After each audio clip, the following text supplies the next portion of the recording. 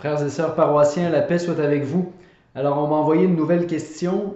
Que dit la Bible sur l'Antéchrist? Alors, première chose, je vais distinguer entre l'Antéchrist et l'Antichrist. Alors, littéralement, Antéchrist, ça veut dire celui qui vient avant le Christ, hein, antécédent.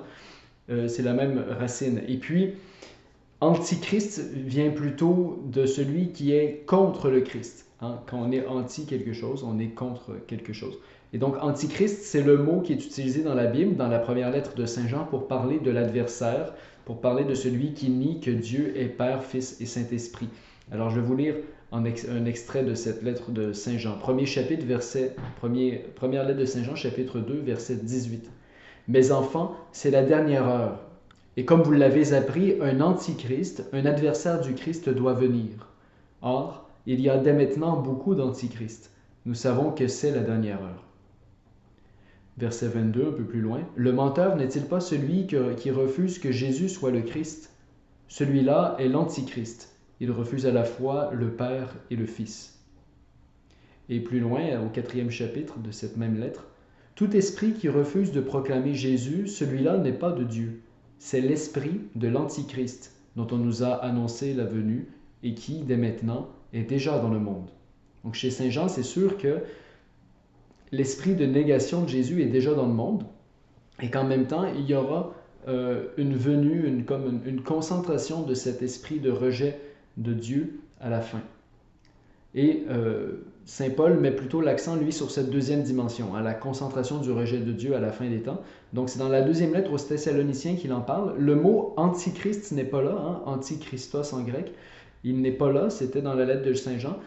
Saint Paul, lui, va plutôt parler de l'homme de l'impiété, ou de l'impie, ou encore de celui qui s'élève contre Dieu, du fils de la perdition. Alors je vous lis les versets 3 et 4 de la deuxième lettre de Saint Paul apôtre aux Thessaloniciens au chapitre 2e. Ne laissez personne vous égarer d'aucune manière, car il faut que vienne d'abord l'apostasie et que se révèle l'homme de l'impiété, le fils de perdition.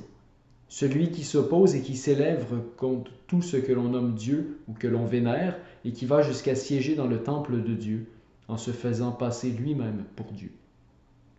Alors, c'est ce qu'on a beaucoup retenu dans l'iconographie et puis dans le discours populaire, jusque dans les films, hein, sur cette figure qui vient à la fin des temps, cette figure d'impiété, de perdition, et qui sera à la fois séduisante et forte. Donc, les versets 9 et 10 de cette deuxième lettre aux Thessaloniciens, chapitre 2, continuent en disant « La venue de l'impie se fera par la force de Satan avec une grande puissance, des signes et des prodiges trompeurs, avec toute la séduction du mal, pour ceux qui se perdent du fait qu'ils n'ont pas accueilli l'amour de la vérité, ce qui les aurait sauvés. » Alors, Saint Paul nous dit, hein, c'est avec puissance, c'est avec signe et avec prodige trompeur que cet impie va attirer à lui et va amener à rejeter Jésus-Christ et le Père inengendré, duquel Jésus procède. Alors, que tirer de tout ça? Première chose, l'esprit de négation de Jésus est déjà à l'œuvre dans l'histoire. Et Saint Paul parle même du mystère de l'iniquité, qui est le mal à l'œuvre dans l'histoire. Hein. Le mystère de l'iniquité. Et il y a également une venue finale d'un impie, une sorte de manifestation grandiose, hein, d'une grande attraction pour l'apostasie, une grande attraction pour le rejet de Dieu et pour la glorification de l'homme pour l'homme. Et alors je vous lis les numéros 675 et 676 du catéchisme à ce sujet, hein, qui parlent, ce sont les seuls numéros du catéchisme qui parlent de l'Antichrist.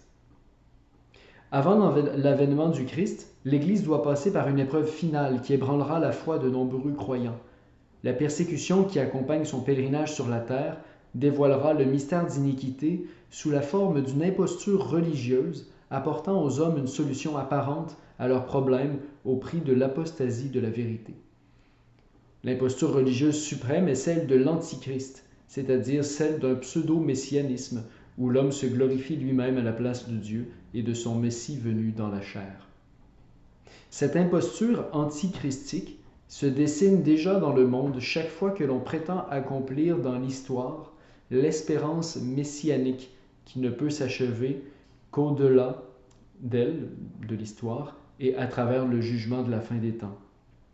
Même sous sa forme mitigée, l'Église a rejeté cette falsification du royaume à venir sous le nom de millénarisme, surtout sous la forme politique d'un messianisme sécularisé qui est intrinsèquement pervers et l'Église a aussi condamné le faux mysticisme de cette contrefaçon de la rédemption des humbles. Alors, fin de la citation, c'était le catéchisme numéro 675 et 676. Alors finalement, l'esprit de l'Antichrist, il mène l'homme à se glorifier lui-même en rejetant Dieu, en ne reconnaissant pas que toute chose vient de Dieu et que toute gloire doit être rendue à Dieu. Alors j'espère que ça vous aura éclairé un tout petit peu. Que le Seigneur vous bénisse et je vous souhaite une bonne nouvelle année 2023 et puis surtout la grâce et la paix. Amen.